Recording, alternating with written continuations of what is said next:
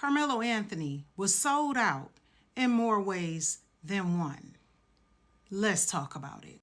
During Karmelo Anthony's case, the one thing the defense attorney did do correctly was to object to the removal of the 3 black jurors by raising the Batson challenge. Now, for those of you who don't know what the Batson challenge is, it is case law, Batson versus Kentucky, which makes it illegal for the prosecution to remove someone from the jury pool based on their race.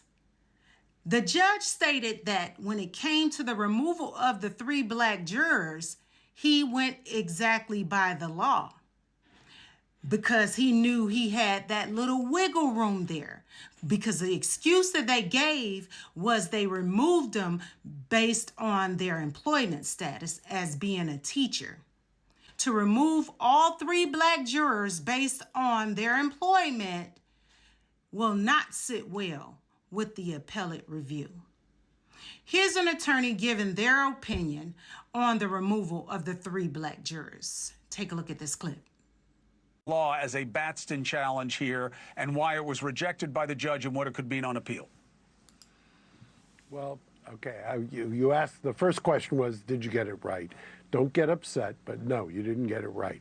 When the way you framed it, first of all, just in terms of what the argument was, one of the big battles was he going to get a voluntary manslaughter or a manslaughter instruction? They did get a manslaughter instruction. I think that just watching this from afar, and one of the problems with this case is that it was being reported and being filtered by whoever's team you were rooting for and not being able to see it, is that people didn't understand.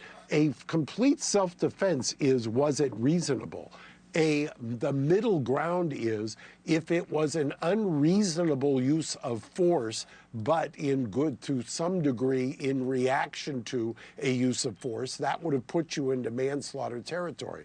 The reason that's important, Chris, is because to the challenges, the peremptory challenges that were used by the prosecution, this case was over in jury selection, as most cases are. When you don't have any black jurors, and mind you, you had people of color but no black jurors in this jury, that was over. This kid was not going to get a fair trial. One of the things, I've been doing this for 43 years, jury selection determines everything in a criminal case, number one. Number two, the reason the jury selection informs every case in every community, in every courtroom, is because you are the product of your upbringing by the way you view things. And you're never going to convince, I don't care what kind of an orator you are, how persuasive you are, you're not going to be able to impart your lived experience onto 12 people